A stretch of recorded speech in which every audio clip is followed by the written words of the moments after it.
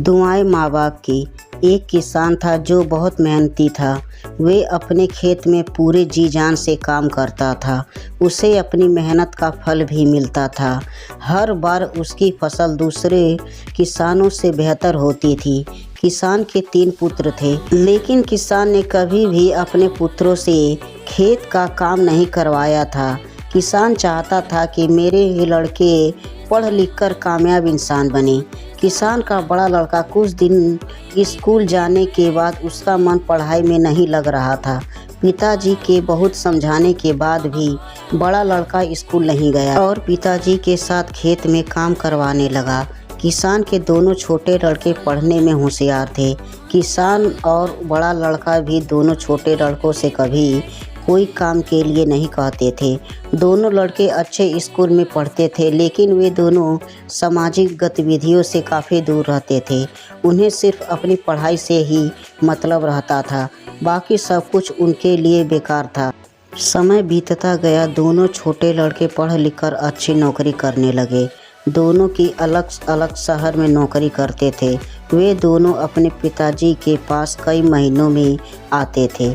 किसान अपने दोनों लड़कों को बहुत याद करता था, लेकिन कोई भी लड़का अपने पिता को देखने के लिए नहीं आते थे। किसान अपने दोनों छोटे लड़कों की याद में दिन प्रतिदिन कमज़ोर होता जा रहा था। उधर दोनों छोटे लड़कों ने अपने लिए शहर में अलग अलग मकान ले लिया था और अपनी मर्जी से अपने पिताजी को बताए बिना शादी भी कर ली थी।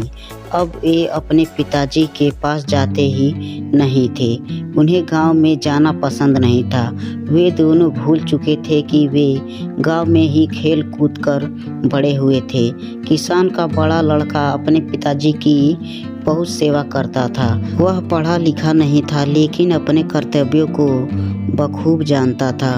उसने अपने भाई के लिए कभी कुछ गलत नहीं कहा। कुछ दिनों बाद किसान की मृत्यु हो जाती है, लेकिन मृत्यु से पहले वह अपने पुत्रों के लिए एक वसीयत के नाम पर 3 पत्र छोड़ जाता है। कहता था कि ये पत्र तीनों लड़कों के एक साथ दिए जाएं।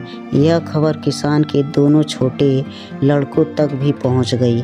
अब दोनों लड़के अपने पिता की संपत्ति के लिए गांव आ जाते हैं और अपने पत्र लेने की मांग करते हैं। उनके पत्र भी उनके बड़े भाई के पास सुरक्षित रखे थे। वे दोनों अपने बड़े भाई के पास अपने पत्र लेने जाते हैं, जिन्हें वह पत्र है। अब दोनों ये जानने के लिए कि पिताजी उनके लिए क्या देकर गए हैं, पत्र को खोलते हैं। पत्र खोलते ही जो उसमें लिखा था उसे देखकर दोनों छोटे लड़के बड़े शर्मिंदा होते हैं, अपने किए पर रोने लगते हैं। उनके पत्र पर लिखा था कि आज तक मैं जिंदा रहा अपने बड़े अनपढ़ लायक बेटे की वजह से, और आज मैं जिंदा नहीं हूँ वो अपने दोनों पढ़े लिखे नालायक बेटों की वजह से। मेरी आधी संपत्ति मेरे बड़े बेटे को दी जाए और आधी संपत्ति अनाथ बच्चों के लिए दे दी जाए।